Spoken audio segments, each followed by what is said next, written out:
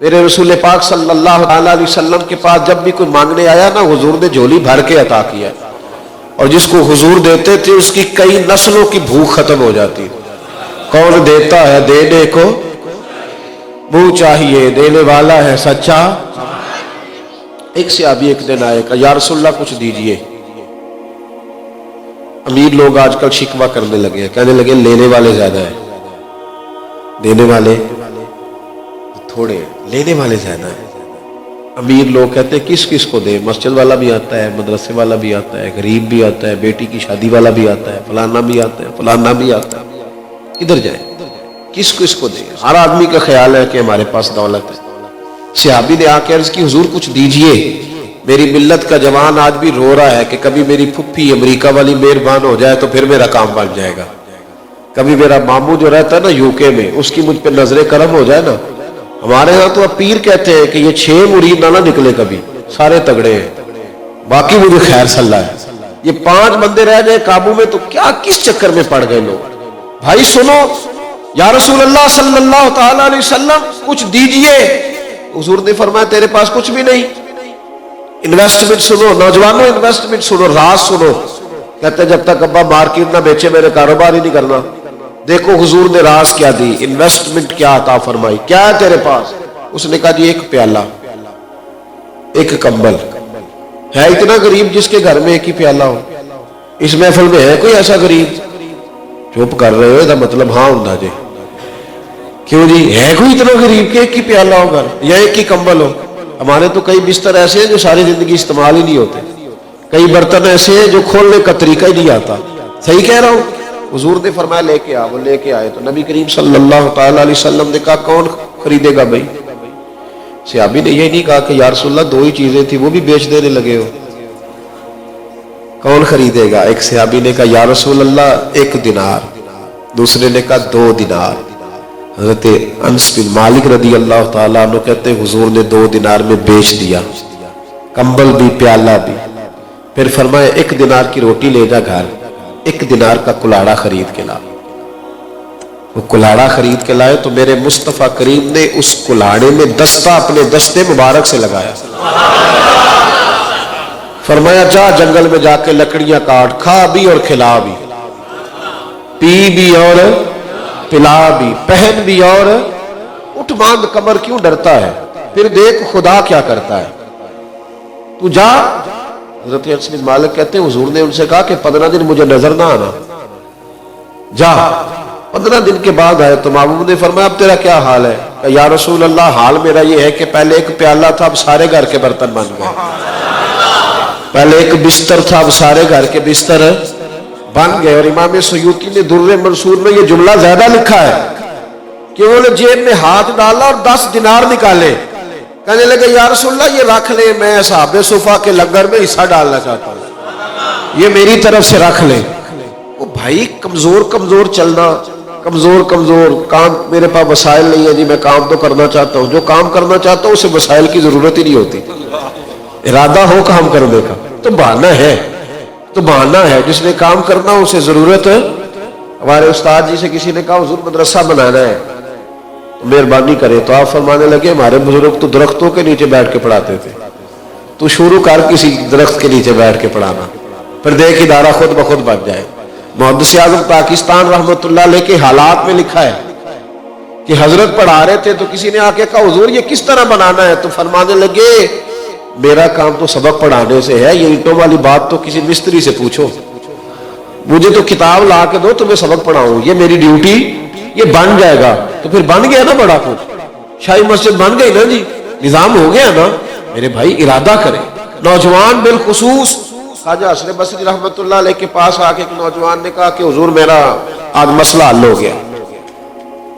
فرمایا بھی تیرا کس طرح حل ہو گیا؟ اس نے کہا جی میں آج گیا تھا جنگل میں تو میں نے ایک واقعہ دیکھا ہے تو میں اب سمجھ گیا ہوں کہ مجھے بھاگ دوڑ کرنے کی ضرورت کوئی نہیں ہے نا جی۔ لوگ ساری رات موبائل پہ اور سارا دن بستر پہ، اور شام کو اگر کبھی ٹائم مل جائے تو پھر کسی نہ کسی ڈاکٹر کے پاس چلے جاتے ہیں چیک اپ کرانے کے لیے۔ اور جن جادو بھی صرف اس آدمی کو ہوتا ہے جو کاہل ہوتا ہے، کرنا کچھ نہیں چاہتا، اس کو پھر کالا جادو ہو جاتا ہے، کیونکہ اب کام کرنے کا ارادہ کوئی نہیں۔ اس کو پھر جادو ہو جاتا ہے، وہ پھر بہانے کرتا پھرتا ہے کہ بس میری گردن پکڑی گئی ہے تو میرا سر پکڑا گیا ہے۔ یہ جتنا کام چل رہا ہے نا تویز دھاگے والے جعلی لوگوں کا، یہ سارا کاہلوں کی وجہ سے چل رہا ہے۔ یہ کاہلوں کی جو جماعت ہے نا ساری، یہ ان کو پروموٹ کرتی ہے۔ وہ اماں کو ذہنی طور پر بتا دیتے ہیں کہ بچہ تیرا مجبور ہے، یہ کچھ نہیں کر سکتا، تیری بہو بالکل کپڑے نہیں دھو سکتی، جھاڑو نہیں دے سکتی، اس لیے کہ اس پر 6 جیل ہے۔ تو وہ جو بہو ہوتی ہے جو نہیں کام کرنا چاہتی، یا وہ جو بیٹا نہیں کام کرنا چاہتا، وہ اماں کو یقین دلاتا ہے کہ بابا ٹھیک کہہ رہا ہے۔ اس لیے یہ نظام ختم ہونے کو تیار ہے۔ ہمیں عادت ہو جائے کہ جب مشقت کرنے کی، محنت کرنے کی، تو پھر یہ نظام بڑی جلدی ختم ہو جائے۔ اس نے کہا آ کے خواجہ حسن بصری سے نوجوان نے، اس نے کہا حضور اپنی محنت کرنی ہے، تجھے کیا ہوا؟ اس نے کہا حضرت جی میں آج جنگل گیا تھا تو میں نے عجیب منظر دیکھا ہے، میں نے ایک شیر دیکھا، شیر نے ایک بکرے کا شکار کیا اور اس نے آدھا بکرا کھایا، اور آدھا بکرا میں درخت پہ چڑھا دیکھ رہا تھا، اور اس نے آدھا بکرا منہ میں پکڑا اور ایک پہاڑی پہ چڑھ گیا، وہاں ایک اندھی لومڑی بیٹھی تھی، اس نے باقی کا شکار اس کے منہ میں ڈالا۔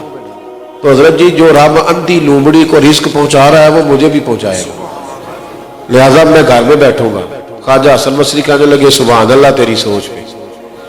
آپ فرمانے لگے کریکٹر تو نے 2 دیکھے، ایک لومڑی دیکھی ایک شیر دیکھا، تو نے لومڑی بننے کا پروگرام بنایا، شیر بننے کا کیوں نہیں بنایا؟ اور میاں شیر بن، شکار کر، خود بھی کھا اور دوسروں کو بھی، تیرا دسترخوان آباد رہنا چاہیے۔ تو نے کیا پروگرام بنایا؟ سب سے پہلے محنت کی عادت بنائی، مشقت کی عادت۔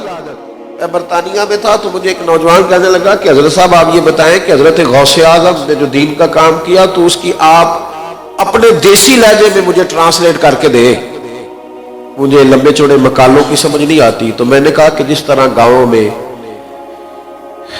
ایک آدمی 6 7 10 بچے ہوتے تھے نا، تو بیچارہ غریب تھا، اخراجات پورے نہیں کر پاتا تھا، وہ 8 10 گھنٹے ڈیوٹی بھی کر کے آتا تھا، تو پھر جو آدمی ٹرالی جس نے پھکوائی ہوتی تھی نا اینٹوں کی یا مٹی کی، اس سے بھی ٹھیکہ کر لیتا تھا، کہتا تھا مجھے 600 دینا میں تیرے گھر پھینک دوں گا، کرتے تھے نا مزدور، وہ اس کو کہتے اوور ٹائم۔ تو میں نے کہا حضور غوث اعظم نے دین کا کام اوور ٹائم لگا کے کیا، اوور ٹائم لگا، اوور ٹائم لگا۔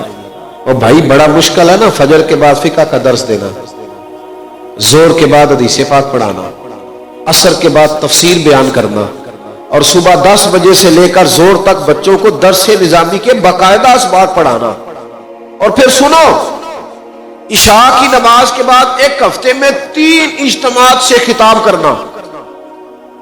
اور اس طرح نہیں کہ میں آیا ہوں تو میں نے ایک تقریر تیار کر لی تو آپ کے سامنے بیان کر دی، 70 ہزار کا مجمع ہوتا تھا۔ ہر آدمی کو ذہنی صلاحیت کے مطابق مطمئن کرنا اتنا آسان نہیں ہوتا۔ اور حضور غوث پاک اس طرح خطاب کرتے تھے کہ قاری صاحب کا ان کا اپنا ماننا ہے، اپنی مرضی ہے، تلاوت جو مرضی کر دے، قاری صاحب جو آیات پڑھ دیں گے غوث پاک اسی کی تفسیر شروع کر دیں گے۔